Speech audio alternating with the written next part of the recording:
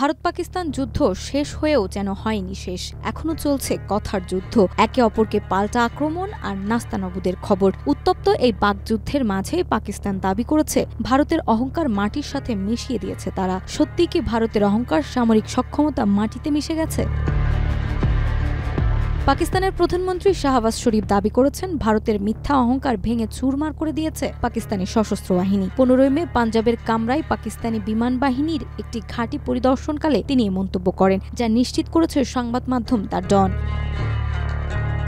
তিনি বলেন, পাকিস্তান শুধু বিশ্বের মানসিকতায় পরিবর্তন করেনি, বরং এই অঞ্চলের সমীকরণ বদলে দিয়েছে। একই সঙ্গে কাশ্মীর সহ সব বিতর্কিত বিষয়ে আলোচনার মাধ্যমে সমাধানে ভারতের প্রতি আহ্বান জানান তিনি। LME সার্টিফাইড বিশ্বসেরা কপারে তৈরি ওয়ালটন কেবলস, যা আপনার স্থাপনাকে রাখবে সব সময় নিরাপদ। পাকিস্তানের পক্ষ থেকে জানানো হয়েছে 6 ও 7 মে রাতে ভারতের 6টি যুদ্ধবিমান ভূপাতিত করা হয়েছে। এছাড়াও পাকিস্তান বাহিনী 85টি ভারতীয় ড্রোন ধ্বংস করেছে, যার মধ্যে একটি ইসরায়েলি হেরন UAV ও 84টি কোয়াডকপ্টার রয়েছে। পাকিস্তান বিমান বাহিনীর সিনিয়র কর্মকর্তা এয়ার ভাইস মার্শাল জানান, সাম্প্রতিক সংঘর্ষে PAF ভারতীয় বিমান বাহিনীর বিরুদ্ধে 6-0 ব্যবধানে জয় পেয়েছে। তিনি বলেন, PAF সবসময় সম্পূর্ণ প্রস্তুত ছিল এবং আত্মরক্ষার অধিকার প্রয়োগ করেছে।